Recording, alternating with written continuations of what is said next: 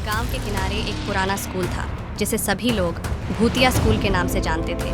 उस स्कूल की खिड़कियां हमेशा बंद रहती थीं और उसकी दीवारें पराई बर्बादी की कहानी सुनाती थीं। बच्चों ने सुन रखा था कि वहां रात में अजीब आवाज़ें आती थीं और कई साल पहले वहां एक शिक्षक ने आत्महत्या कर ली थी। एक दिन कुछ साहसी बच्चे, जिन्होंने इन सब बातों को महज अफवाह समझा, रात को उस स्कूल में जाने का फैसला किया। उन्होंने तय किया कि वे वहां जाकर सच्चाई का पता लगाएंगे। जैसे ही उन्होंने स्कूल का दरवाज़ा खोला, एक सर्द हवा का झोंका उन्हें लगा। स्कूल के अंदर अंधेरा और सन्नाटा था।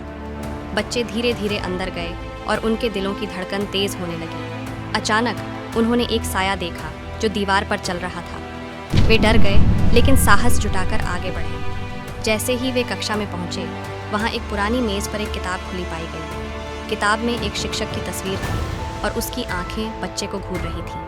अचानक कमरे में अंधेरा छा गया और बच्चे एक खौफनाक हंसी सुनने लगे। बच्चों ने दरवाजे की तरफ भागने की कोशिश की, लेकिन दरवाज़ा बंद हो गया।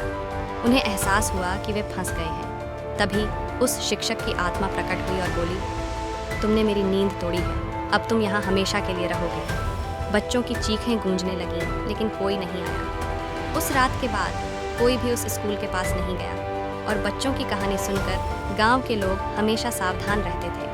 उस स्कूल में अब भी अंधेरा था और उसमें उस शिक्षक की आत्मा अब भी अपनी सज़ा भुगत रही थी। गांव में फिर से कोई नहीं गया और भूतिया स्कूल अपनी भयावहता के लिए प्रसिद्ध रहा।